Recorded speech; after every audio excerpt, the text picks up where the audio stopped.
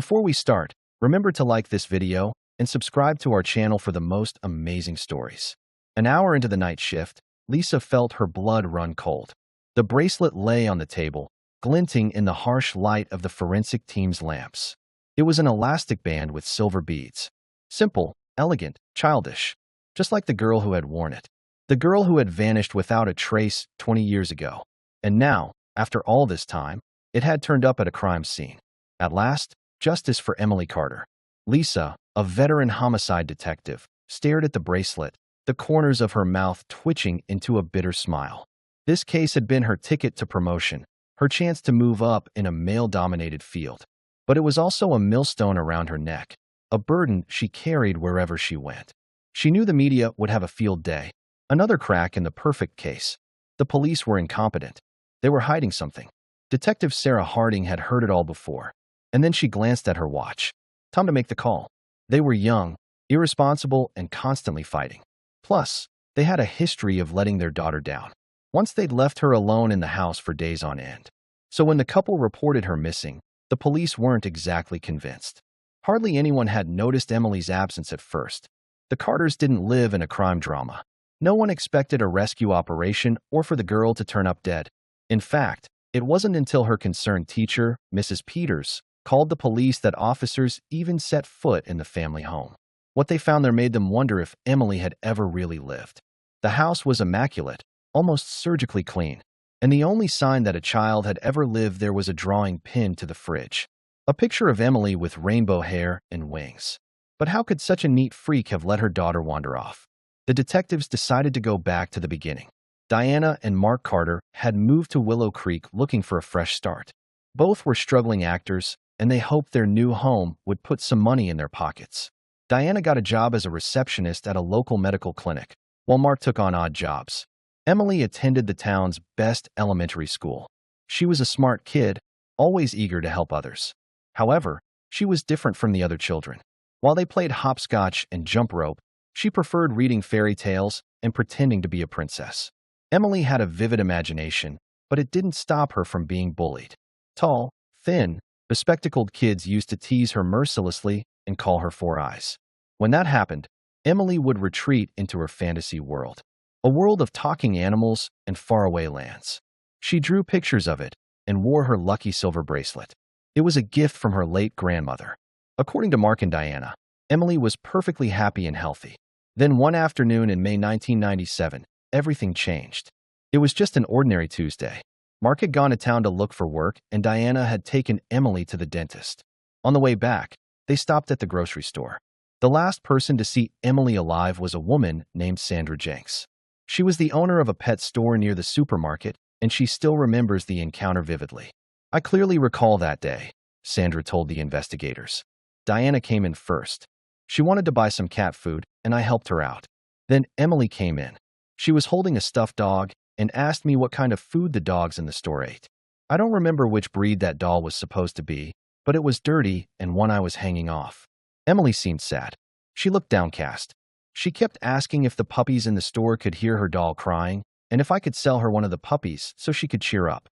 We talked about that for a bit, and then Diana cut our conversation short. She snatched Emily away and headed for the door. I thought maybe they were in a hurry, but I never saw them again. After leaving the pet store, Diana and Emily walked home. At least that's what they told the police. What actually happened next remains a mystery, because Diana later claimed that she couldn't remember. Her mind was blank.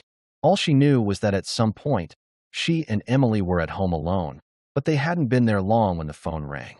On the other end of the line was Mark, and he was in trouble. He needed his wife's credit card. Diana gave it to him and waited for the click of the receiver. That was the last time she and Emily saw Mark. Or so Diana told the police. When the sun began to set, Diana Carter called the cops. She said she couldn't find Emily anywhere. Her bedroom window was wide open, and that was strange. Emily would never have climbed out. But there was no sign of forced entry, and nothing had been stolen. What did it all mean? Had Emily run away from home? Did she have a secret boyfriend? Who could have taken her? As night fell, the search began. Volunteers scoured the streets and parks, but Emily was nowhere to be seen. An all-points bulletin was sent out, but the hours turned into days, the days into weeks. The Carters stood in front of the cameras and begged for their daughter's return. They promised to do anything to get her back. But behind closed doors, they behaved very differently. They fought bitterly, blaming each other for Emily's disappearance. Eventually, they split up. Diana took Emily's room apart and threw out the furniture. She couldn't bear to look at it. Mark, on the other hand, didn't speak to anyone. He wandered around in a fog, occasionally muttering, "I'll find you, Em." Then he would resume his search. But what was he searching for? The truth? Or evidence to clear his name? You see, it soon became clear that Mark Carter had a lot to hide. The investigation hit a wall. Detectives had no leads, no suspects, and no body. And after a few months, they were forced to suspend the search. But the media didn't care. They labeled the Carters unfit parents and blamed them for their daughter's disappearance. Diana was furious. She demanded compensation for emotional distress and sued the local newspaper. Meanwhile, Mark traveled across the country. He drifted from state to state, taking odd jobs and sleeping in his car. Every night, he dreamed of Emily. Sometimes he thought he heard her calling his name. Other times, he saw her face in the clouds or in the ripples on a pond. When the dream ended, he woke up sobbing. Mark was haunted by guilt. He felt responsible for what had happened to his daughter, but he didn't know why. One day in early July 1997, he confided in a woman named Barbara Palmer. Mark had met her by chance at a gas station. She was kind, sympathetic, and ready to listen. He poured his heart out to her, talking about his love for Emily and his fear that she was dead. "Mark, you need to let go," Barbara said softly when he finished. "It's the only way you can honor Emily's memory. Trust me, I know what it's like to lose a child." Those words stuck with Mark. He thought Barbara understood him better than anyone else. Together, they visited a grief support group and eventually fell in love. They moved in together and soon got married. Mark tried to put his past behind him and start over. But sometimes at night, he still hears the echo of a little girl's laughter. The years passed, but Emily's disappearance remained in the headlines. New theories emerged, but none of them led anywhere. The tenacious investigators refused to give up. They followed up on every lead, no matter how small. Then in 2016, after 19 years, a breakthrough. A construction worker unearthed human bones in an abandoned well near the Carters' former home. A subsequent investigation revealed the bones belonged to a child between the ages of 6 and 10. The medical examiner concluded that the child had been strangled. Could this be Emily? The answer was yes. The bracelet confirmed it. At last, justice for Emily. The discovery made headlines around the world. The Carters' quiet street was suddenly crawling with reporters. The old house had become a crime scene again. Lisa paced through the rooms, dusting for fingerprints and collecting evidence. She couldn't believe she had finally gotten her hands on the case. She was determined to find out what had happened to Emily. Lisa questioned the people who had been close to the case. First, she spoke to Mrs. Peterson, Emily's teacher. She remembered her student as a bright, imaginative girl who loved fairy tales. Then Lisa visited Sandra Jenks at the pet store. She was still there, tending to her animals. The woman's eyes welled up with tears when she remembered the day she'd last seen Emily. Lisa thanked her for her help and continued on her way. She had a feeling that Sandra knew more than she was saying. Next up was Barbara Palmer. She was now a successful novelist living in San Francisco. Over a cup of coffee, she told Lisa about her relationship with Mark Carter and how he had struggled to come to terms with his daughter's death. "He loved that child with all his heart," Barbara said, her voice breaking. "If anyone knows what happened to Emily, it's him." Barbara was right. Lisa had a hunch that Mark was hiding something. During the interview, he became agitated and confused. It was clear that he wasn't telling the whole truth. "What are you trying to find out?" Mark asked angrily when Lisa left. "Why are you digging up the past? You'll never find Emily. She's gone." His words stung. Lisa realized that this man was capable of great love, but also great pain. He was like a shattered piece of glass, sharp and dangerous. Determined to uncover the truth, Lisa returned to Willow Creek and searched for witnesses. To her surprise, she discovered that many of the townspeople knew more than they were letting on. Some had seen Mark acting strangely around the time of Emily's disappearance. Others had heard him arguing with Diana, but no one had come forward before. Why now? Days turned into weeks, and Lisa grew frustrated. She was close to the truth, but Mark was shielding himself behind a wall of lies. He wouldn't crack. Then Lisa tried a different tactic. She told him she knew he was hiding something, and asked him to prove her wrong. Mark looked at her for a long moment. His eyes were filled with pain. "You want the truth?" he whispered. "Here it is." He took her to the abandoned well where Emily's bones had been found. There, hidden in the bushes, was a box filled with letters, diaries, and drawings. As Lisa opened the box, she felt a chill. The items inside were Emily's. They told the story of a happy, imaginative child. But they also revealed a dark secret. In one of the diaries, Lisa found an entry dated May 1997. Emily wrote about how she argued with her parents and ran away from home. She stayed in the woods near the well and slept under the stars. "I'm scared, but I don't want to go home," she wrote. "I wish I could stay here forever." On May 24th, 1997, Emily's body was found in the well. She had been strangled with her own bracelet. But who killed her?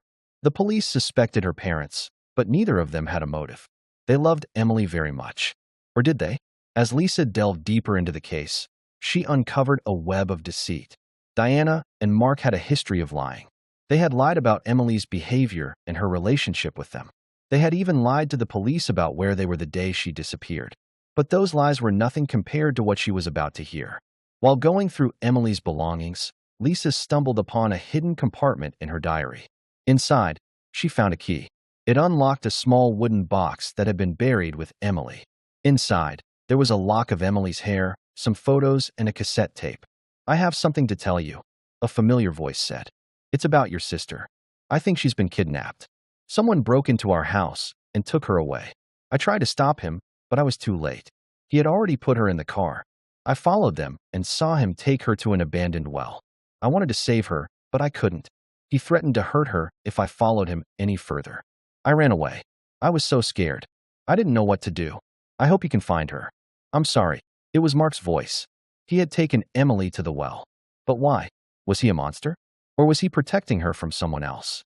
To find out the truth, Lisa went back to Willow Creek and dug up the backyard. There, hidden beneath the patio, she found the key to the wooden box. It had Mark's fingerprints on it. He had planted it there. But why? What was he hiding? Suddenly, Lisa understood. Mark had killed Emily to protect her from the world. He had buried her in the backyard. Then the construction workers came and accidentally uncovered her bones. That explained the hidden key. Mark had buried it so no one would find Emily. He loved her too much to let her rest in peace. Or did he? Mark was arrested and taken to jail. He confessed to the murder, but refused to explain his actions. "I did it for her," he whispered.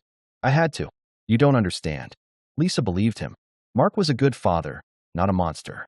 He had killed Emily to save her from a cruel world. But in doing so, he had condemned himself to a life in prison. The story shook the nation. People sympathized with Mark, but also criticized him for his actions. He could have turned himself in instead of burying Emily in the backyard. As for Diana, she received death threats and had to change her name and move to another city. Today, Lisa works at the Department of Missing Persons. She still thinks about Emily and wonders what would have happened if she hadn't been found. And that's the end of this story. If you liked it, please leave us a like. And don't forget to subscribe so you won't miss any new stories.